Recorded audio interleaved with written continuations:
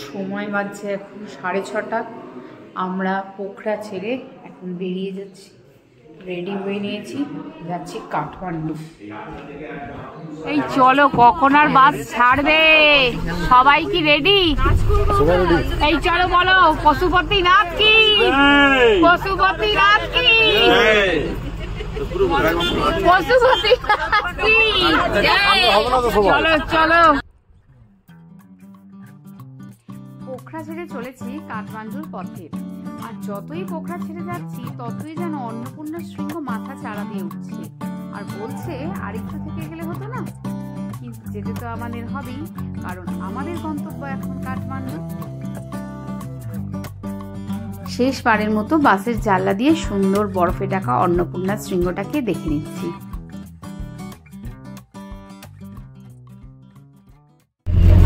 কি দিয়েছে?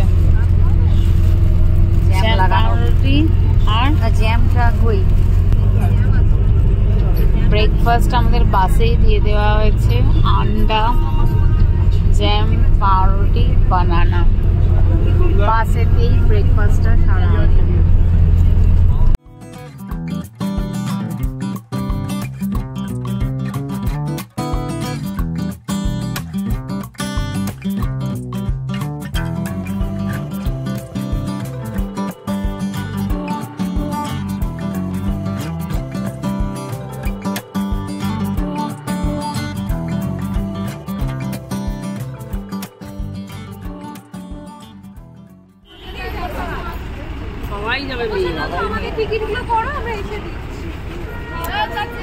আমাদের 7টায় পোখরা থেকে বাসটা ছেড়েছিল, এখন বাজে 9:20। আমরা খুব তাড়াতাড়ি এসে পৌঁছে গেছি। রাস্তায় পড়ে, মানে পোখরা থেকে কাঠমান্ডুতে আসার মাঝে রাস্তায় পড়ে মনোকামনা মন্দির। এই মনোকামনা মন্দিরে কেবল কারে করে যেতে হবে, সময় লাগবে এখানে। তো সেই মনোকামনা মন্দিরেই এখন আমরা যাচ্ছি।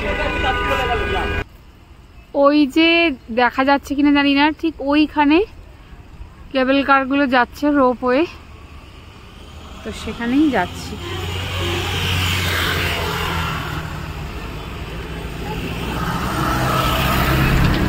জায়গাটা বেশ ফাঁকা ফাঁকা, ভালোই লাগছে বেশ। এখানে কিন্তু একটু ঠান্ডা ঠান্ডা ওয়েদার আছে, মানে ওয়েদারটা কিন্তু কখন কোনখানে কিরকম হবে ঠিক বোঝা যাচ্ছে না, কোনো সময় ঠান্ডা কোনো সময় গরম। এখান থেকে দৃশ্যটা ঠিক এরকম, নারায়ণী নদী বয়ে যাচ্ছে, আর এই যে কেবল কার। মনোকামনা মন্দিরে যেতে গেলে রোপওয়ে কিন্তু টিকিট লাগে 670 টাকা করে মাথা পিছু। হ্যাঁ, একটু বেশিই বটে, সেটা আমারও মনে হচ্ছে। আবার এখানে কোনো লাইফ রিস্কের জন্য কিন্তু নেপালি 5 লক্ষ টাকা লাইফ ইন্স্যুরেন্সের ব্যবস্থাও আছে। মনোকামনা মন্দিরে কিন্তু এলে হাতে সময় নিয়ে আসতে হবে, মানে একদম সকাল সকাল বেরিয়ে পড়তে হবে, কারণ 12টা থেকে 1:30 টাইমিং তো বন্ধ থাকে, মানে কেবল কার চলে না। আর সকাল 8টা থেকে শুরু হয়, বিকেল 5টা অবধি, 12টা থেকে 1:30 অফ থাকবে। আর প্রচুর লাইন, প্রচুর লাইন, মানে এতক্ষণ টিকিট কেটে যে লাইন দিতে হবে সেখানেই সময় চলে যাবে, তাই হাতে সময় নিয়ে আসবে, বেশ সময় সাপেক্ষ ব্যাপার। প্রচুর মানুষ এখানে কিন্তু পুজো দেওয়ার সঙ্গে সঙ্গে বলি দিতেও এসছেন, মানে মুরগি, পাঠা, এগুলো সব বলি হচ্ছে। মুরগিটাকে দেখুন কি সুন্দর করে বক্সে একটা করে মুড়িয়ে নিয়ে এসছে। তো ভীষণ লাইন, আমরা তো মানে চক্কর দিতে দিতে পুরো টায়ার্ড হয়ে গেছি, মানে এক একটা জায়গাতেই মনে হয় 4-5টা করে প্যাচ রয়েছে। দেখুন কত লোক ভিড় করে রয়েছে, আর আমার তো সকাল থেকে বাস জার্নির পর এতক্ষণ লাইন, মানে অলমোস্ট 2.5 ঘন্টার উপর হয়ে গেছে, মানে আর ভালোই লাগছে না। অবশেষে আমাদের রোপওয়েটার দেখা মিলল। তো আমরা তো একে একে রোপওয়ে বসে পড়ছি, 6 জন করে একটা রোপওয়ে বসা যাচ্ছে, আর বসার সময় ওরা কিন্তু ছবি তুলে নিচ্ছে সেফটি পারপাস, মানে কজন যাচ্ছি, কজন ঠিক সঠিকভাবে ফিরছি কি ফিরছি না সেটার জন্য।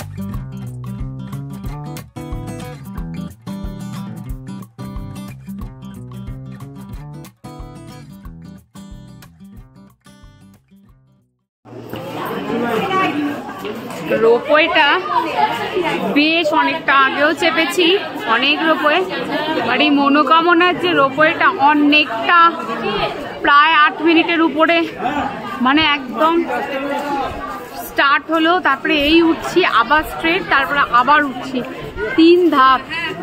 যাই হোক, মা মনোকামনা আশীর্বাদে পৌঁছে গেছি। মাঝে আমার একটু একটু ভয় লাগছিল, তা এখন চলেছি মনোকামনা মন্দিরের। রোপওয়ে থেকে নেমে আবার একটুখানি হেঁটে যেতে হবে আমাদেরকে। আশেপাশে অনেক পুজো সামগ্রী কিনে যারা পুজো দিতে যাবে। এখানে না অনেক হোটেলও আছে, কেউ যদি মনে করেন যে এসে একটা দিন থেকে পুজো দিয়ে এক রাত থেকে পরের দিন নামবেন, তো সেটাও হবে। ওই জন্য এখানে টিকিটটা যখন কাটা হচ্ছে না, ওর একটা 2 দিনের ভ্যালিডিটি দিচ্ছে, ওরা 2 দিন এই টিকিটটা ভ্যালিড থাকবে। কিন্তু আমরা তো দেখে ঘুরে নেমে যাব।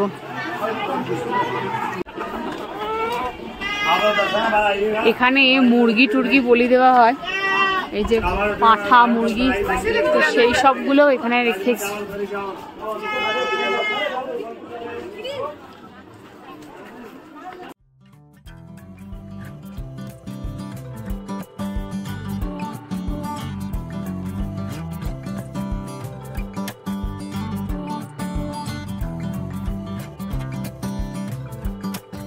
এসে পৌঁছে গেলাম মা মনোকামনা দেবীর প্রাঙ্গণে। মা মনোকামনা সবার মনের ইচ্ছা পূরণ করেন, তাই হয়তো তার নাম হবে মা মনোকামনা। আমার যতদূর মনে হলো ইনি দুর্গারই এক রূপ, কিন্তু বিশেষভাবে আমি সেটা জানি না। এখানে নারকোল ভেঙে পুজো দেবার পদ্ধতিটা কিন্তু আমার একটু বেশ অন্যরকম লাগলো।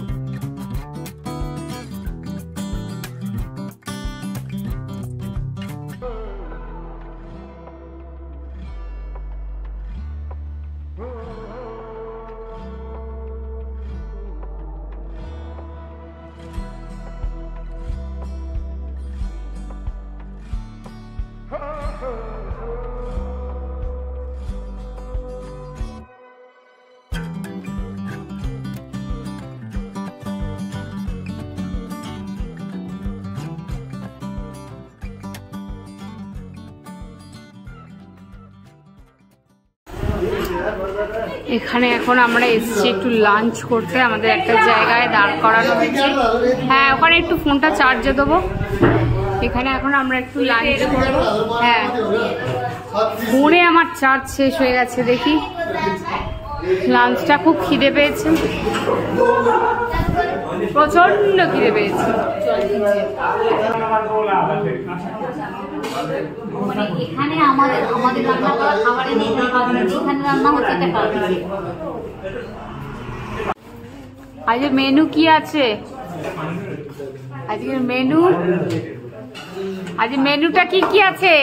সয়াবিন আছে, ডাল আছে, আর তরকারি আছে। ও না, ভাত এখন আমাদের দিয়ে যায়নি।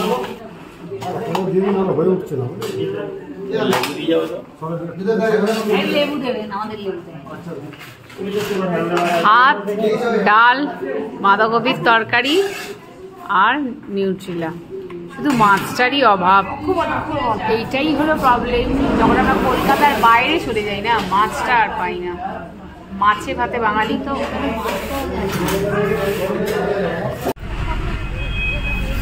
খাওয়া দাওয়া হয়ে যাওয়ার পর প্রচণ্ড ঘুম পাচ্ছে, তাই ভাবছি বাসে একটু ঘুম দেবো। এদিকে একজন অলরেডি ঘুম দিয়ে দিয়েছে।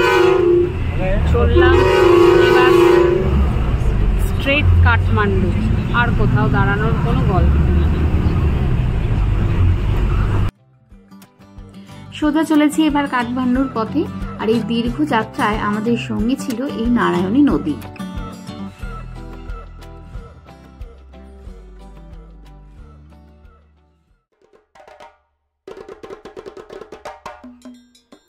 সকাল পেরিয়ে সন্ধে হয়ে গেল, আর আমরা পাহাড় নদী পেরিয়ে সোজা ঢুকে পড়েছি কাঠমান্ডু শহরের দিকে। যেরকম আর 5টা শহর হয়, আমার কিন্তু সেরকমই লাগলো। বড় বড় শপিং মল, রেস্টুরেন্ট, ক্যাফে সমস্ত কিছুই রয়েছে। আর দিওয়ালি যেহেতু খুব সামনেই, সেই জন্য কিন্তু একদম সুন্দরভাবে আলোয় সাজা কাঠমান্ডু শহর।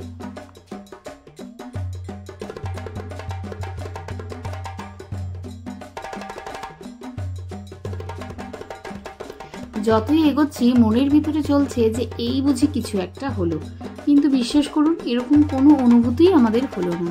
ঠিক আগের মতোই সুন্দর শান্ত শহর কাঠমান্ডু।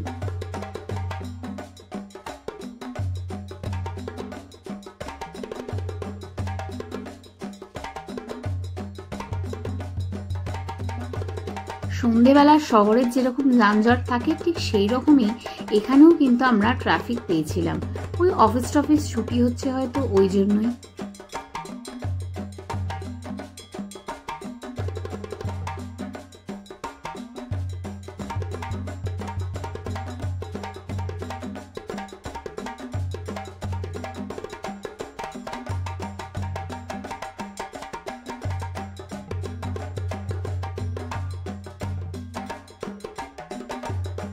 চলে এসেছে আমাদের হোটেল মিডল টেম্পল। একদম কাঠমান্ডু শহরে নয়, এটা হচ্ছে পশুপতি মন্দিরের এলাকায়।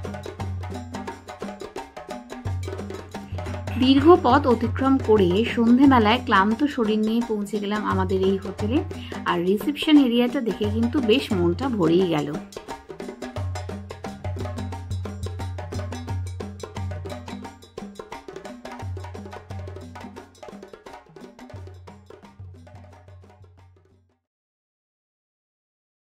এই হলো কাঠমান্ডুর রুম।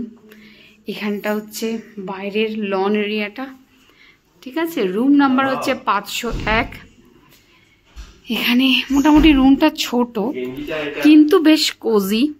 এখানে একটা জানলা টাইপের রয়েছে এখানে মিরর, সুন্দর।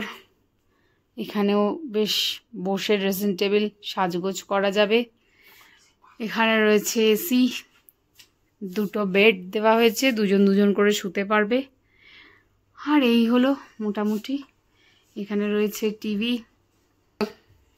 তারপরেতে বাথরুমটা হচ্ছে এই যে ঠিকঠাক, কোমোড ফোমোড সব কিছুই আছে। ছোট্ট একটা মিরর আছে, ওয়াশ বেসিন, ব্যাস।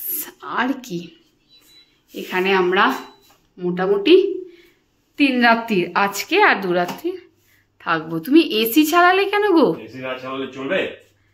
মানে মাথাটা খারাপ হয়ে গেছে।